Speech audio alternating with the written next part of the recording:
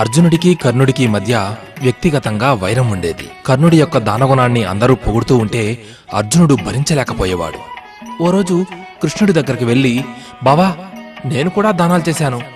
అవసరమైతే కర్ణుడి కన్నా ఎక్కువ చేస్తాను. అయినా నన్ను ఎవరూ గుర్తించడం లేదు. అందరూ ఆ కర్ణుడి దానగుణాన్నే పొగుడుతున్నారు. దీని వెనుకున్న కారణమేంటి అని అడిగాడు. అప్పుడు అని చిరునవ్వుతోనే కృష్ణుడు సమాధానం చెప్పకుండా ఊరుకున్నాడు. ఈ సంభాషణ జరిగిన సాయంత్రమే అర్జునుడిని కృష్ణుడు సరదాగా బయటకు తీసుకువెళ్ళాడు. అక్కడ వారిద్దరికీ ఓ బంగారు కొండ కనిపించింది.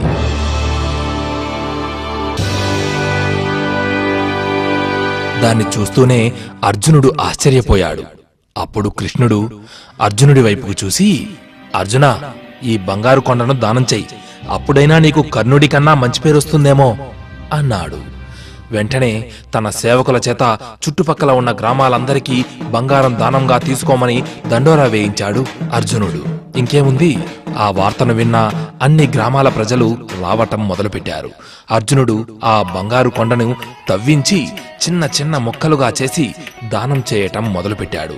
ఎంతమందికి దానం చేసినా సరే ఆ బంగారం మాత్రం తరగటం లేదు.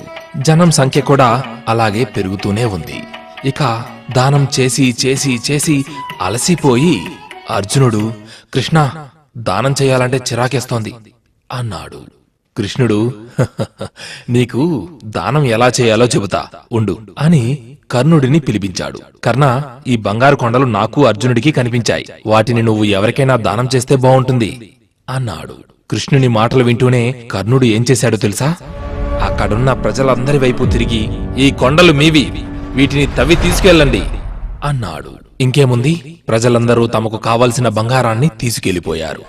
అప్పుడు అర్జునుడితో కృష్ణుడు, అర్జున, నీకు మనసులో బంగారంపై ఆశ ఉంది. అందుకే ఆ బంగారు కొండను చిన్న చిన్న మొక్కలు చేసి పంచిపెట్టావు. కాని కర్ణుడికి దాని మీద ఆశ లేదు. అందుకే ప్రజలకి ఆ కొండంతా ఇచ్చేశాడు. దానం చేసేవారికి మనసులో ఎటువంటి ఆశ ఉండకూడదు. అప్పుడే ఆ దానం ఫలిస్తుంది అని అర్జునుడికి కృష్ణుడు బోధ చేశాడు. మంచి పనులు మనం చేసుకుంటూ పోతుంటే వాటి ఫలితం రెట్టింపుగా ఏదో ఓ రోజు మనకు మంచిని తప్పకుండా మోసుకొస్తుంది. ఏమంటారు?